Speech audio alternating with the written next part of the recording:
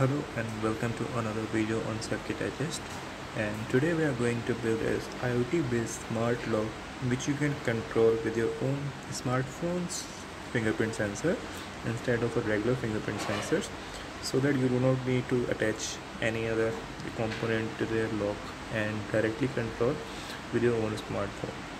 So in this project we are going to use an Arduino Nano and SC06 Bluetooth module, and for the door lock we are going to use magnetic solenoid based lock.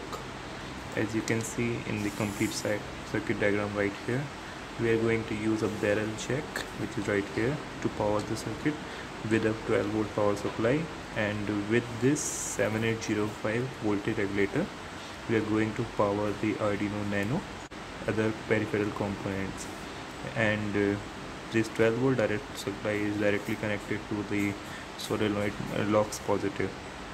In this project, instead of using a relay module, we are going to use a combination of BJT and a MOSFET to control the working of the solenoid lock. We are using two indicator LEDs to indicate the working of the circuit.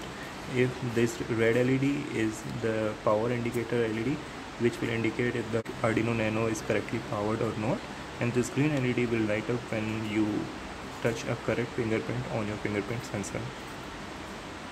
So just a basic description of the circuit. So whenever the phone is not detecting any fingerprint, the D9 pin of the Arduino Nano is pulled to high. So what will it do? It will make this BJT conduct. So whenever the BJT is conducting, it will connect the ground potential to the gate pin of the MOSFET and turning off this MOSFET and breaking the connection of the solenoid lock's negative terminal to the ground.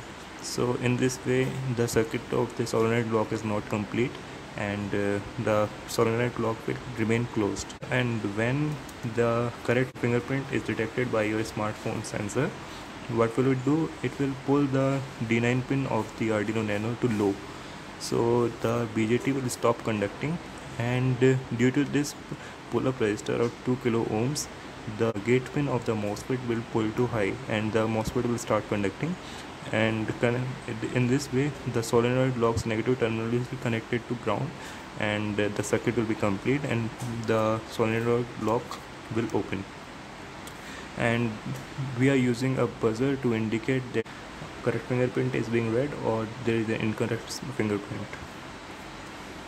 After the fabrication of the complete circuit, we are also going to build a 3D printed enclosure, the STL file of which you can get in the detailed explanation given in the description. And now you can see the working in the working video I attached here.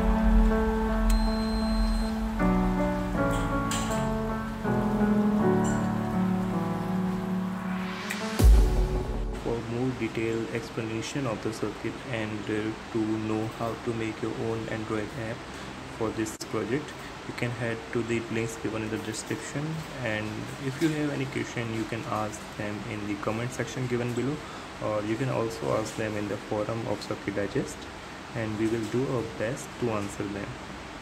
Thanks a lot to watch this video and have a great day.